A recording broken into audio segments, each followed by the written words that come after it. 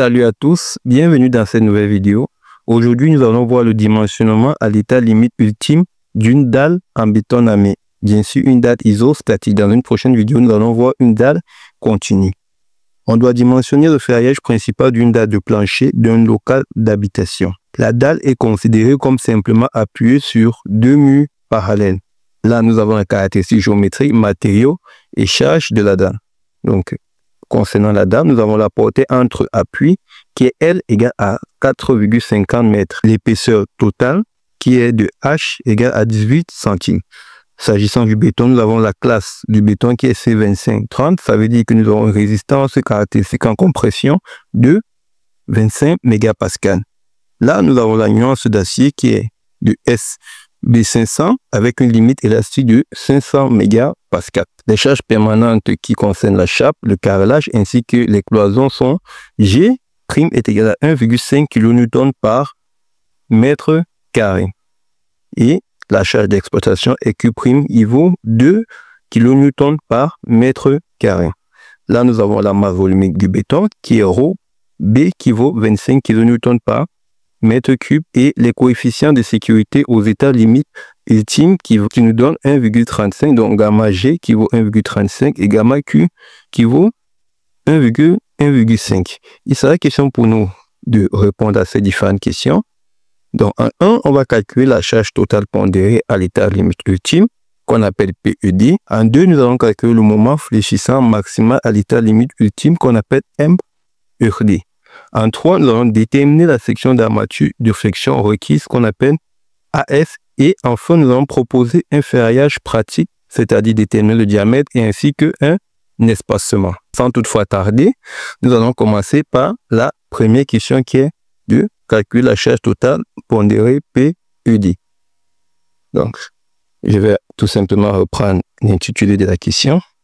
Donc, 1, on va déterminer la charge pondérée à l'état limite ultime qu'on appelle PED. Alors, PED à l'état limite ultime est égal à quoi? PED est égal à 1,35 G plus 1,5 U.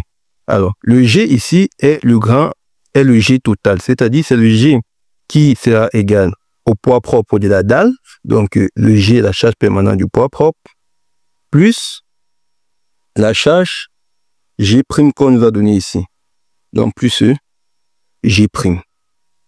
Alors, le poids propre de la dalle est égal à quoi? Donc, avec GPP, qui est le poids propre de la dalle, qui est égal à H, multiplié par ρ béton, qui est la masse volumique du béton. Donc, il va nous donner finalement 0,18, car on a dit que l'épaisseur de la dalle, c'est H égale à 18 centimes, multiplié par la masse volumique du béton qui est de 25. Donc, on va se retrouver avec, ça fait 0,18 fois 25, 4,5. Donc, on a GPP qui est égal à 4,5 kN par mètre carré. Donc, ce qui implique que on aura le G total qui sera égal à 4,5 plus le G', donc G' qui vaut 1,5 plus 1,5, donc ce qui équivaut à, ça fait 4,5 plus 1,5, ça fait 6 kN par mètre carré. Ce qui implique que on va avoir PED qui sera égal à 1,35 multiplié par 6 plus 1,5 multiplié par Q'. Q' qui vaut 2. Donc, multiplié par 2, qui est égal à, donc ça va faire 1,35 multiplié par 6 plus 1,5 fois 2. Ça fait 11,11. Donc, ça fait 11,11 1, autant pour moi, kilonewton par mètre carré. Donc, je vais réécrire ici PED est égal à 11,1 kilonewton par mètre carré. Or, généralement, les dalles, les charges, donc, comme on assimile la dalle par mètre linéaire, donc on prend une portion de la dalle, c'est-à-dire si je dessine une dalle ici, comme ceci. Alors, on travaille sur une bande B de 1 mètre linéaire. Et ici, là, c'est H. Donc, ça veut dire que à ce niveau, on va multiplier cette valeur par 1 pour retrouver la charge en kilonewton par mètre linéaire, parce qu'on travaille sur une bande de 1 mètre linéaire. Donc, même si ta dalle, elle est sur 5 mètres, on va travailler uniquement sur 1 mètre linéaire. Ce qui implique que on va avoir PED finalement qui sera égal à 11,1 kilonewton par mètre linéaire. Nous avons fini avec la première question. On passe à la seconde. Donc, la deuxième question demande de calculer le moment fléchissant maximal à l'état limite ultime, qu'on appelle MED. Donc, question numéro 2. Moment fléchissant. Donc, comme la dalle est réagit comme une poutre, ça veut dire que le moment sera maximal, le MED, qui sera maximal au milieu de notre dalle. Donc, il va valoir PED fois L carré sur 8. Je pense que tout le monde connaît cette formule. Ce qui implique qu'on aura le PED qui va valoir 11,1 fois le L qui est de 4,5, le tout sur 8. Donc là, on a un carré qui est égal à, donc ça fait 4,5 au carré fois 11,1 est égal, divisé par 8 est égal, ça fait 28,09. Donc je vais prendre 28,1 kilonewton mètre par mètre linéaire. Donc je réécris à ce niveau, MED est égal à 28,1 kilonewton point mètre par mètre linéaire. Et vu qu'on va travailler en méganewton, ce qui implique que la conversion, ça va faire 0,028281 méganewton point mètre par mètre linéaire. Là, on est bon. On passe à la troisième question. Ici, on va déterminer la section d'armature de flexion requise, AS. Donc, question numéro 3, on va déterminer la section d'armature requise, donc AS. Alors, AS est égal à quoi? Déjà, AS, donc je vais mettre ici AS est égal à MED sur Z multiplié par FY, FYD.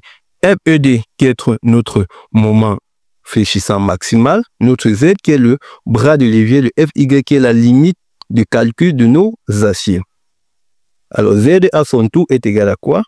Z à son tour est égal à D sur 2, facteur de 1 plus racine carrée de 1 moins 2 mu. C'est U. Alors, mu ici est tout simplement le moment réduit. Et mu lui-même qui vaut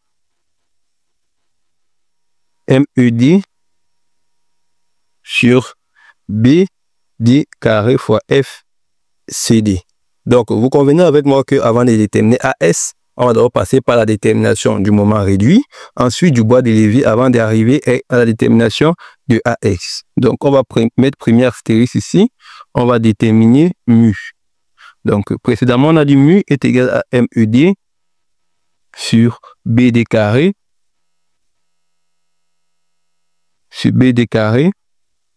fois FCD. Alors, vu qu'on travaille sur une bande de 1 mètre linéaire, ça veut dire qu'on peut simplifier cette formule par MED sur D carré fois FCD. Alors, que représente D? D représente tout simplement notre hauteur utile. C'est-à-dire, si je veux redessiner notre truc, notre dalle, donc ça, ce sont mes armatures que je cherche à déterminer. Et au-dessus, ici, nous avons ce qu'on appelle des armatures de répartition qui sont là pour reprendre les charges ponctuelles pour empêcher les fissures. Donc, la hauteur utile est tout simplement la distance entre le centre de gravité et la partie supérieure de notre béton. C'est cette distance. Donc, on va supposer, on va prendre comme hypothèse, donc je vais écrire ici hypothèse, toujours que nos hypothèses doivent être dans le cas le plus défavorable. Je vais prendre un phi est égal à 10 mm, donc soit 1 centime des aciers. Je vais prendre l'arrobage, C est égal à 3 centimes. Ça veut dire que notre D, vous convenez avec moi que D est tout simplement égal à H qui est tout ceci, H moins l'arrobage qui est cette partie-ci, moins l'arrobage qu'on essaie non, moins phi sur 2. Ce qui implique que dans mon cas, ça va faire 18 centimes, moins 3, moins 1 sur 2. Donc, il va me donner 18 moins 3 moins 0,5 qui donne 14,5 cm. Donc, là, on ressort que D est égal à 0,145 mètres, vu que je travaille en mégapascal. Alors, j'ai déterminé D. Vu que j'ai déterminé D, je peux déterminer maintenant mu. Ici, mu va nous donner finalement, mu est égal à 0. Ici, je travaille en méganewton, ça fait 0,0281 sur 0,145 sur 0,145 au carré, multiplié par FCD. FCD qui est égal à FCK sur 1,5 qui nous donne, ça fait 0,0281 divisé par 0,145 au carré fois 25 sur 1,5 qui nous donne 0,08. 0,08. Il est sans unité. Maintenant, je vais passer au calcul de... Ici, j'ai calculé le moment réduit. Là, je vais passer au calcul du bas de levier Z. Donc, Z à son tour. Z à son tour. Je vais utiliser le stylo bleu. Donc, j'aurai Z qui sera égal à D sur 2 facteur de 1 plus racine carrée de 1 moins 2 mu. Donc, il va nous donner 0,145 sur 2 facteur de 1 plus racine carrée de 1 moins 2 fois 0,08. Donc, ici, ça fait racine carrée de 1 moins 2 fois 0,08 qui donne plus 1 fois 0,145 divisé par 2 qui donne 0,138 mètres. Alors, ça fait 0, je vais mettre 0,139 mètres. Donc Z est égal à 0,139 mètres. Alors, vu que j'ai déjà calculé Z, je peux, d'après notre exercice, on peut calculer finalement le AS. Donc, on va déterminer AS finalement qui va nous donner AS. Finalement, ça va être égal à quoi? MED sur Z multiplié par FYD qui va nous donner 0,0281 sur 0,139 multiplié par 500 sur 1,15 qui nous donne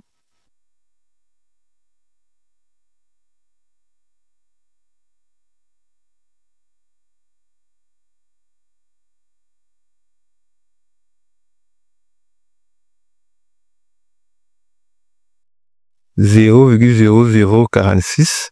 Donc, ça fait directement 4,65 cm².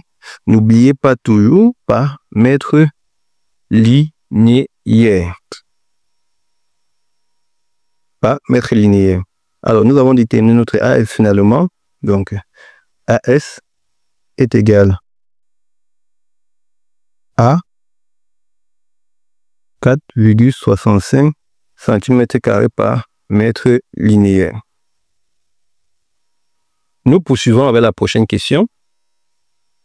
Alors ici, on demande de déterminer, la quatrième question, c'est de proposer un ferraillage pratique. Donc on va déterminer le diamètre ainsi que l'espacement. Alors, ça va faire que nous aurons, donc quatrième question, proposons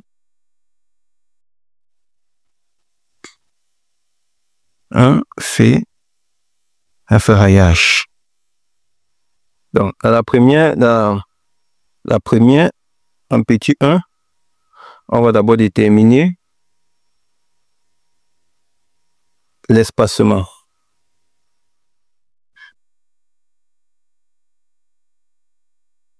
L'espacement. Alors, l'espacement maximal doit être inférieur ou égal à la section d'une barre sur la section qu'on a trouvée. Donc, sur la section théorique qu'on a trouvée. Donc, ce qui implique que ça va, la valeur de la section d'une barre de 10 est de 0, ça fait 0,785. Ici, ça c'est déjà en centimètres carrés parce qu'en réalité, c'est 78,5 mm². Donc, en réalité, du phi 10 à une section de 78,5 mm². Donc, pour aller en centimètres carrés, ça fait 10 puissance moins 2. On obtient ce résultat sur notre 4,65 cm² par mètre linéaire. Donc, ça va nous donner, ça fait 0,785 divisé par 4,65 qui nous donne 0, on va mettre 0,17. Donc, c'est toujours mieux d'arrondir, on va prendre à 0,16 pour être toujours dans le cas de la sécurité. Donc, 0,16 mètres. Donc, X masse doit être inférieur à 0,16 mètres. Donc, nous, on va choisir l'espacement. Donc, on choisit S est égal à, nous on va prendre 15 centimes. Donc, implique, nous on va choisir S est égal à 15 centimes dans notre cas. Alors, dès qu'on trouve le 15 centimes, on revient recalculer notre AX réel. Donc, ça veut dire que AX réel, on va passer ici à une certaine vérification,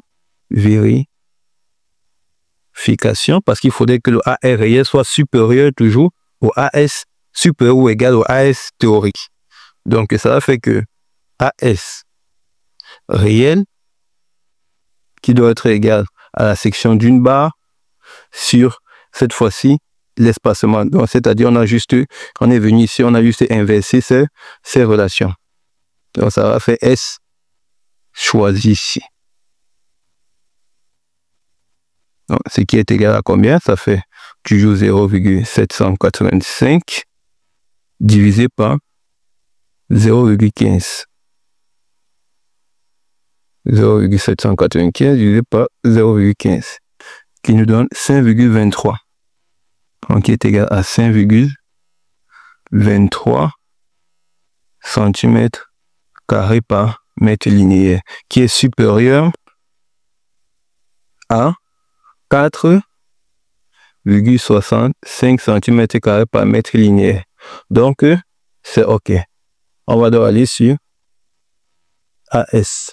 Le réel qu'on aura, c'est de 520,23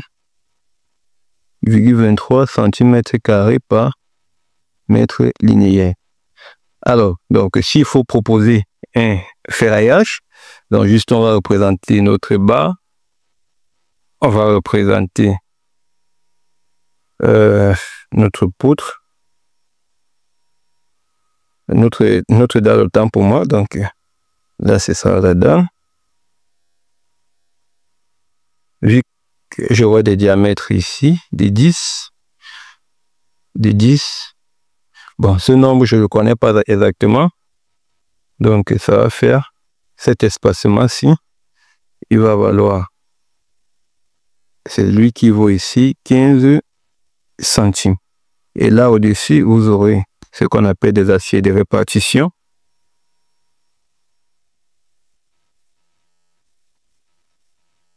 Donc ça, ce sont les barres que vous aurez.